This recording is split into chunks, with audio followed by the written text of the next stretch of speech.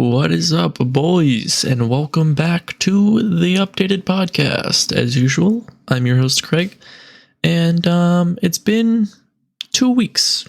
I ended up skipping a week.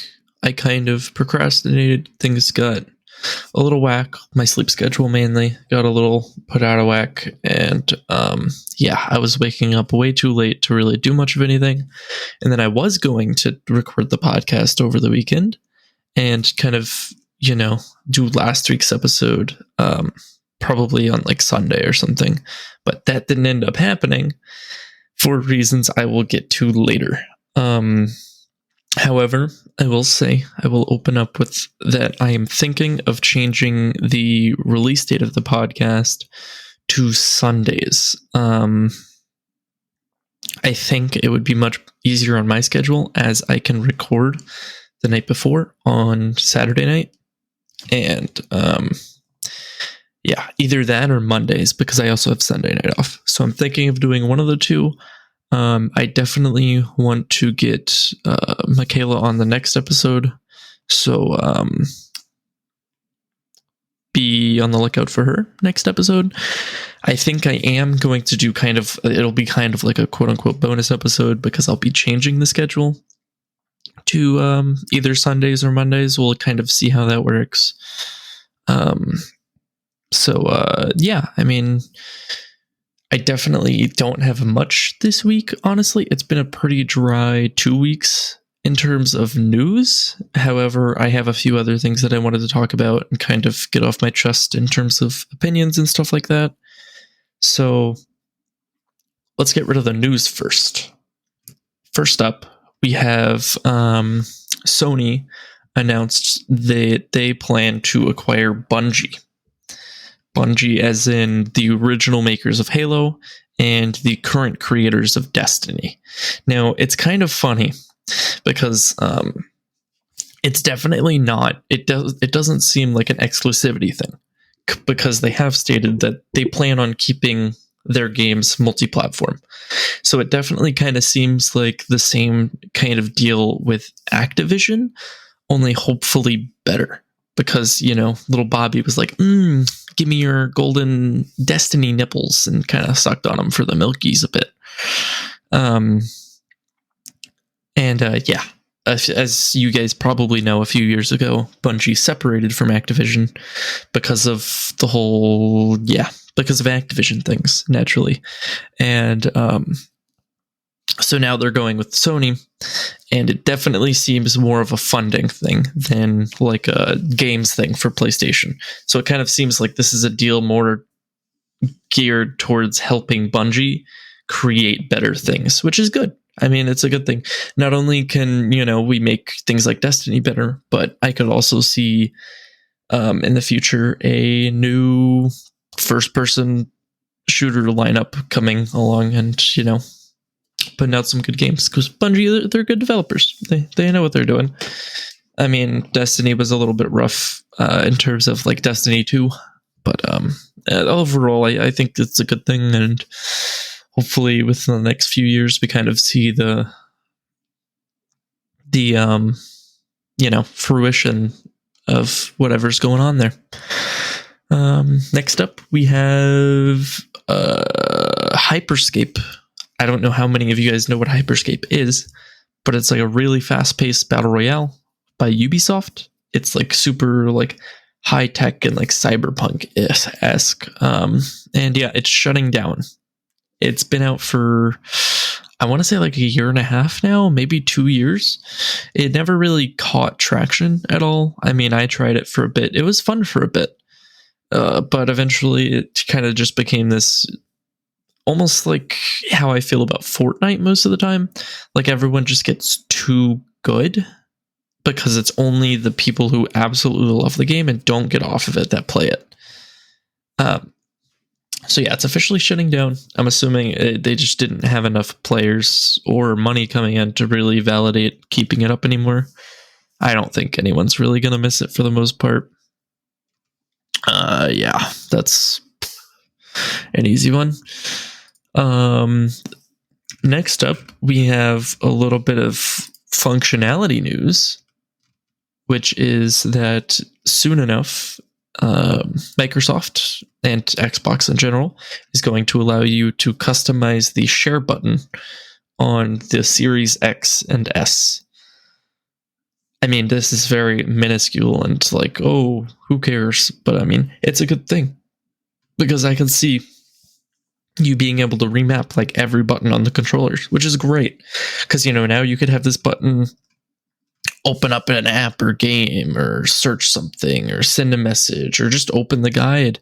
I don't know. However, some people were asking for the ability for it to do nothing because, you know, they accidentally hit it every now and then, which is kind of understandable. I mean, you know, it happens. So yeah, I mean, something very, like I said, very minuscule and whatnot. But I mean, pretty interesting and like something that could definitely be good for the future. Okay, so next up, we have some free games. I actually have to check on the Epic Game Store because that's something that I always forget to check.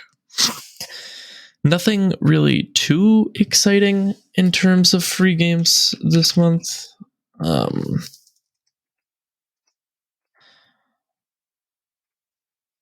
know with PlayStation, you have Planet Coaster, along with EA Sports UFC 4. So if you're into fighting games or roller coasters and, you know, have a PlayStation, pick those up. Why not? As for February games with gold on Xbox, oh geez, we have Broken Sword, which is all month. Never Yield, which is from the 16th to March 15th. It's going to be free. Hydrophobia, which is an Xbox 360 game from the 1st to the 15th. And then a random bugs game that looks like it uses your Xbox avatars. So I'm assuming that's like an ID at Xbox game or whatever. From the 16th to 28th. This looks very weird and very old. So, next, let's see. For some reason, the Epic Game Store. This is why I don't use the Epic Game Store. It's so bad. It's they give you a lot of games, but for a reason, because they can't get people to use the launcher otherwise. Okay, so we have on the Epic Game Store, we have Yooka-Laylee and the Impossible Lair. Free now until the 10th, which is 2 days from now. So you have a pretty good window of time to go ahead and grab that. And then from the 10th to the 17th, we have Windbound, which actually looks like a really fun game. I believe it's a survival or like a story-based game where you're caught like adrift from a storm and you kind of embark on your own personal journey. And ooh, it definitely looks really good. I think I'm going to have to get this game and try it. Yeah, I definitely am going to have to get this game and try it because it looks really nice. It's definitely more of like a survival game where you kind of walk around with, you know, bows and whatnot, and it looks like you get kind of like a paraglider. So I'm definitely going to have to give that a shot. I just can't forget that it's in the store because I never open the store. I mean, yeah, it's always good to, especially on stuff like the Epic Game Store, it's something that you keep forever, and it's not bound to any like games with gold or monthly subscription or anything like that. So I would always suggest that you pick up the free games on the Epic Game Store, because what if it's something good? I have like a few of the Hitman games, I think. I know I have Troy, a Total War Saga, and just a bunch of random games. I have Alien Isolation, Blair Witch, all these games, Ark Survival Evolved, tons of games that I've just gotten for free just because they give them away, especially around like holidays and they're like bigger sales and stuff like that. They really ramp up the quality of the games. So like I think Control was during one of their major like holidays. I think it was during like Thanksgiving or something. So yeah, they give away a ton of games. I think it's like one game every week. So you might as well go ahead, pick up a free game. Try it out if you like it. If not, it can just sit there until you feel like you'd like it. They're also going on. They also do a lot of like coupons that they give you on the Epic Game Store. So it's like spend $10 or something like that, get $10 off. So you can technically get like a $30 game for like $20 instead. It's it's like I said, the Epic Game Store, not great. I personally don't use it for like anything other than like Fortnite. However, for some free games, I'm definitely going to be picking up Windbound. That starts on the 10th, runs to the 17th. I would suggest if you have a PC, pick it up. Why not try it?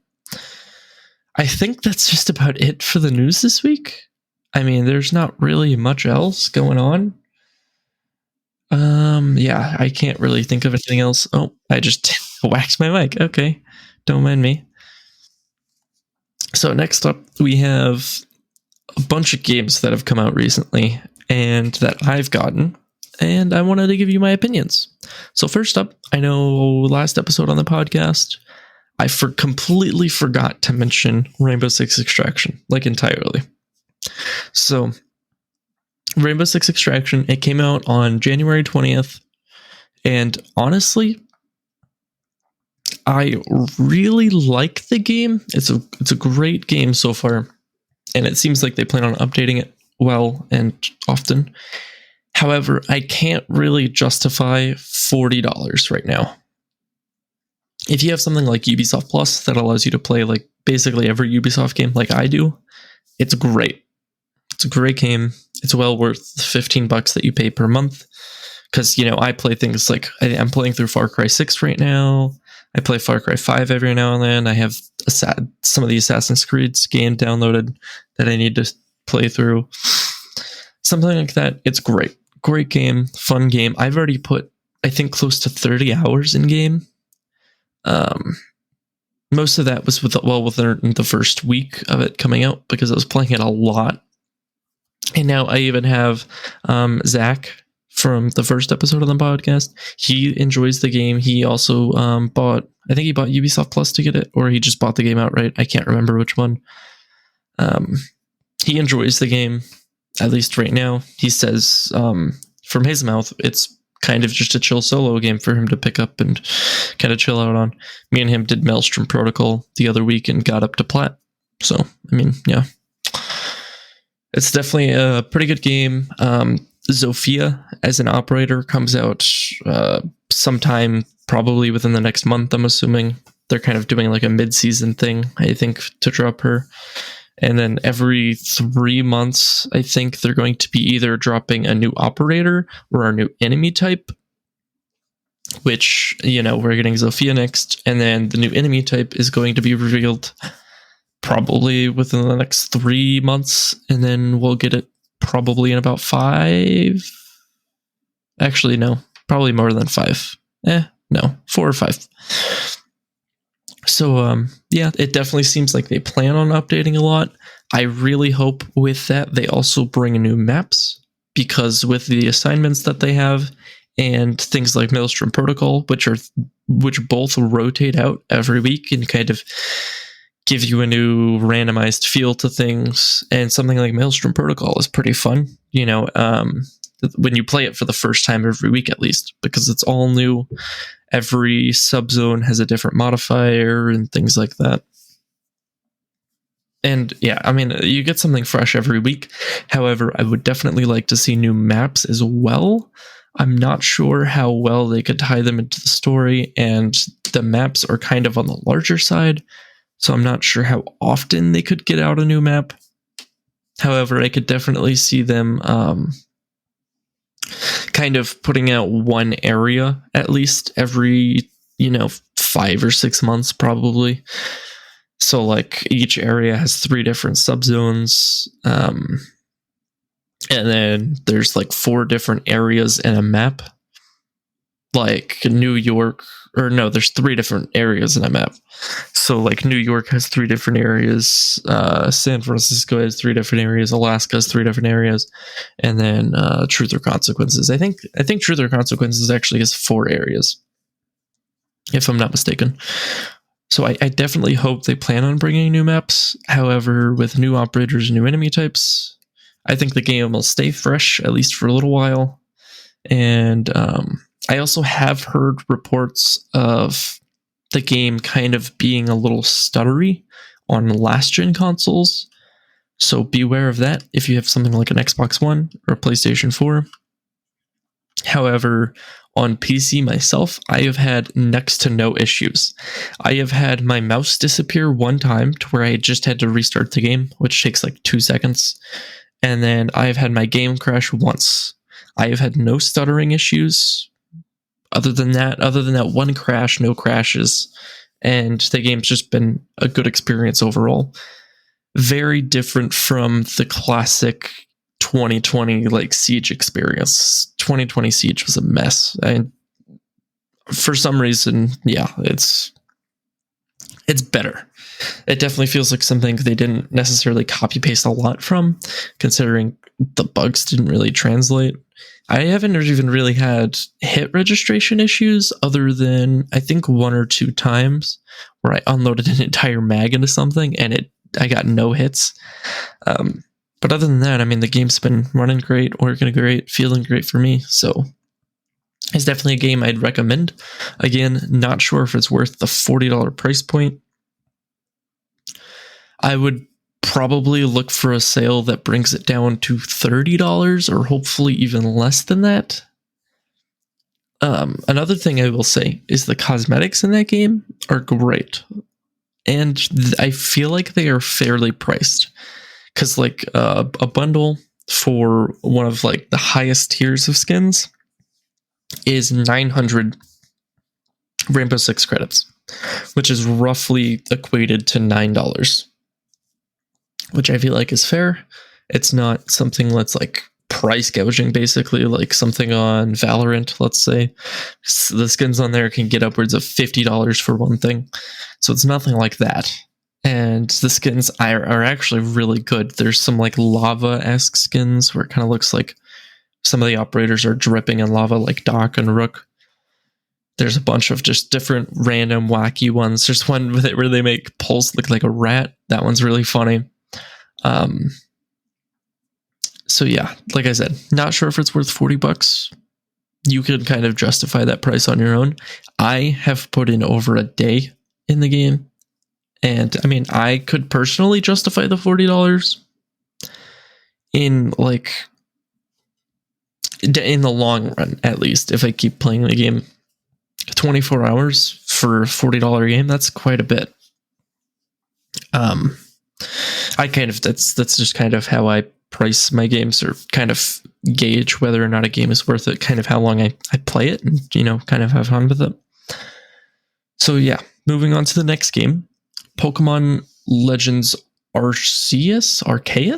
I don't know. Some people pronounce it Arceus. Some people pronounce it Arceus.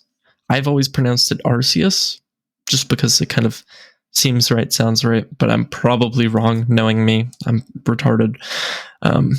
Anyways, that game released on, I want to say, the 28th? Yeah, the 28th is the day that it released. I have been playing it intermittently, mainly at work when I'm on lunch. And I can safely say it is a good step in the right direction for the Pokemon franchise. Or at least like a branch of the Pokemon franchise. Did I say Pokemon? Okay. Anyways, it's a good step in the right direction for at the very least a branch of the Pokemon franchise. However, I definitely think that they don't have the formula perfected yet in the genre that they're kind of going for. So, Pokemon Legends Arceus, it's definitely it feels more like a survival RPG. However, there's no survival elements, of course, to it, because, it's a Pokemon game. Who cares? You don't need to drink water, eat food, or anything like that.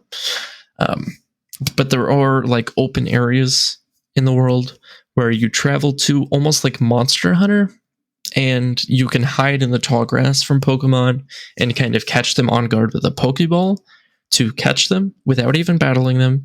Or you can, you can battle them, you can catch them off guard if you throw one of your Pokemon at them from behind and get an extra move in. And yeah, there's a bunch of different mechanics to it and stuff like that. But I spent, I think, $45 on it. I have enjoyed it so far. It's definitely, I've enjoyed it more than Pokemon Sword. I haven't even beaten Pokemon Sword. I haven't touched it in a few months. Because sure, it's the old Pokemon formula, but something about it just feels off. I don't know if I've grown out of the Pokemon formula, the classic Pokemon formula. But maybe it's the fact that I tried to breed a shiny Charmander for like 8 hours, but I just personally haven't gotten to finishing the game. And Pokemon Legends Arceus, you know, there's a bunch of new and different things that you kind of walk around exploring. The Pokédex feature is a little bit on the rougher side. It definitely feels kind of boring to just step out into the wild with the sole purpose of discovering more about certain Pokemon. You kind of never learn exactly what you discover, and you never really, I guess, discover anything other than, you know, the difference between a male and female type or whatever like that. It says you learn more than that, kind of like what their behaviors are like and whatnot, as you battle them more, catch more of them, and use them as your Pokemon and evolve them more. However, you kind of don't need to do any of that from what I can see. You kind of just need to either battle with them as your Pokemon or battle against them and catch more of them. You don't really need to do any of the other evolve, feed it food, catch it at a certain time or whatever like that. As long as you're just doing the normal stuff repeatedly, you'll level up your research level for all these Pokemon. I don't like the fact that you have to be a certain star level to reach different areas. However, I kind of understand why you have to be a certain star level. So that's something I'm kind of meh about, but I kind of just leave it be. And so overall, I've been enjoying the game. I kind of justify, I mean, I don't play it very often. Like I said, I play it for like an hour a night, 5 nights a week. So I haven't gotten much time out of it so far. However, I have enjoyed my time with it. So it's something that I can pretty safely recommend, especially if you enjoy stuff in the Pokemon universe, in the franchise itself. However, you might not be enjoying the formula anymore per se. So it's definitely something different. It's something rock solid in the direction that it's going. I just feel like they kind of need to work on it more and get things in a better spot.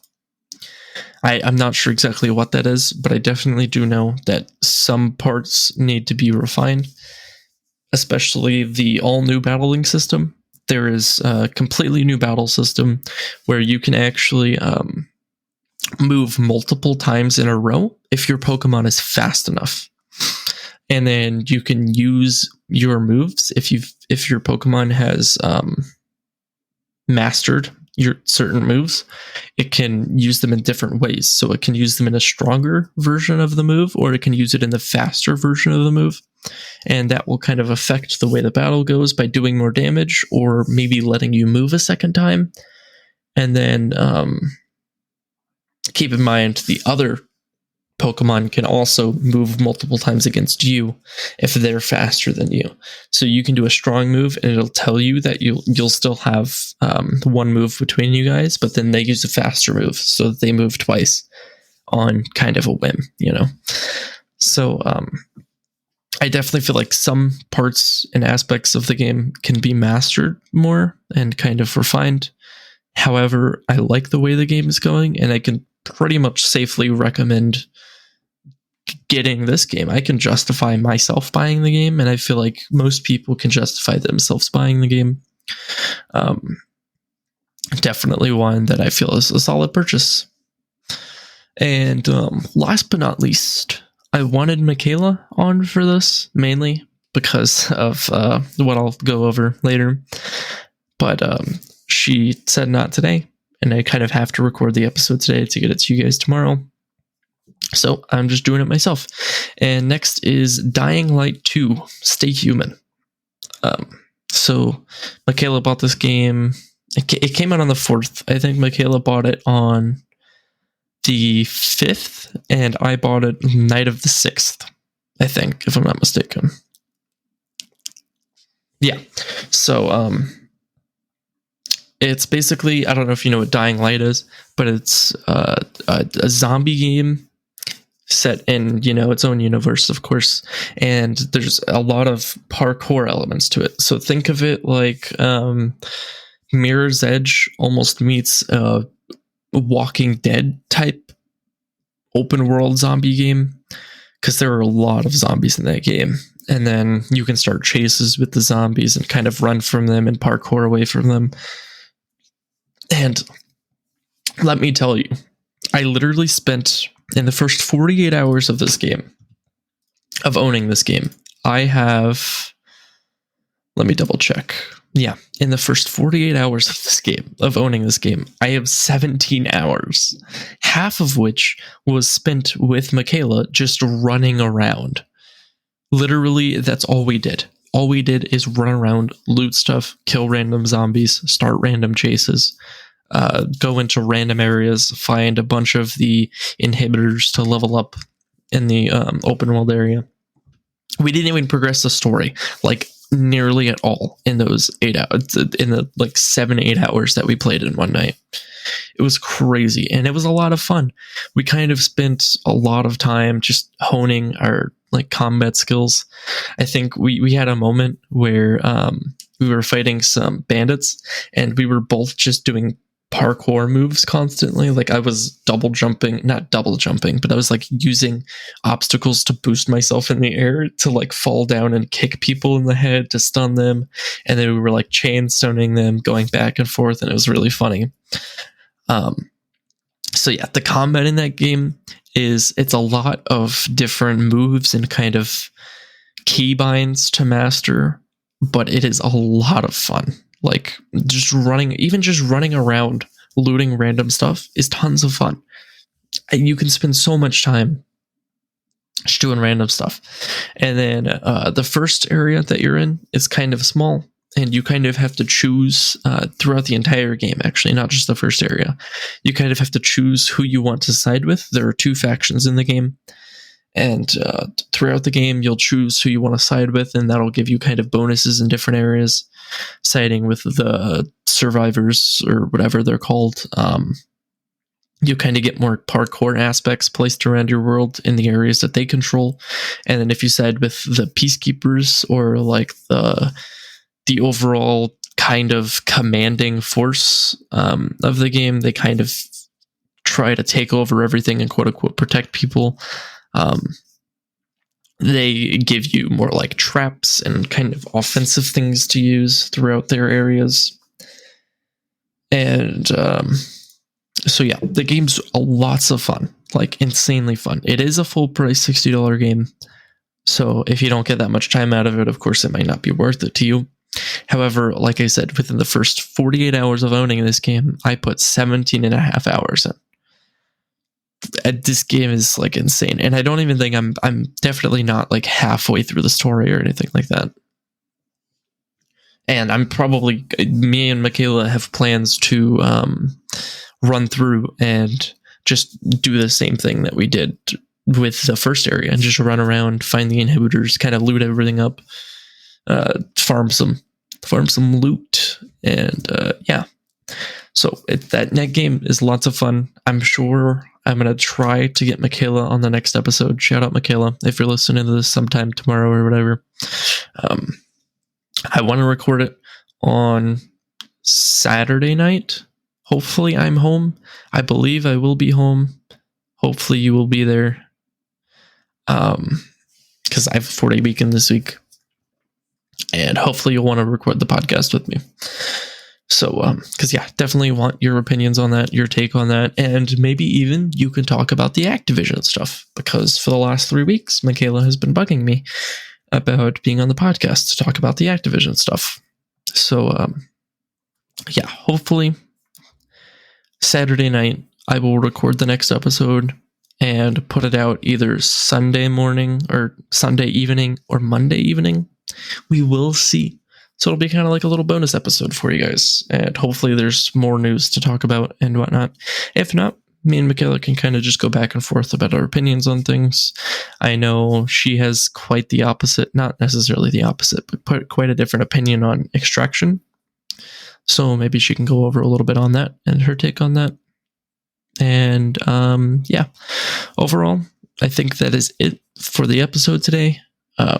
Be sure to follow us on Twitter. Remember, I know I got one of you guys to follow me on Twitter. However, the rest of you follow me on Twitter. It's at Updated Podcast, no space, no underscore or anything. So just search at Updated Podcast and you'll find me. I don't necessarily tweet very often. However, if I hop on there like 2-3 times a week, if I see something interesting on my feed, I'll just shoot a reply to it. Kind of. Mainly lately has been the Game Awards. They've been posting like questions or whatever. And I've been just kind of answering them with my personal opinions and whatnot. Hopefully I'll become more active on, not necessarily just on Twitter, but just in general. I want to be able to put out more episodes for you guys with more news, kind of interact with you guys more, and continue to grow the podcast, not only on something like Spotify or Google Podcasts, but on something like YouTube. I feel like YouTube would definitely be kind of a good direction to grow the podcast. And yeah, so thank you so much for listening. And I hope to see you here next episode, which is hopefully either Sunday or Monday. Yeah, later, guys.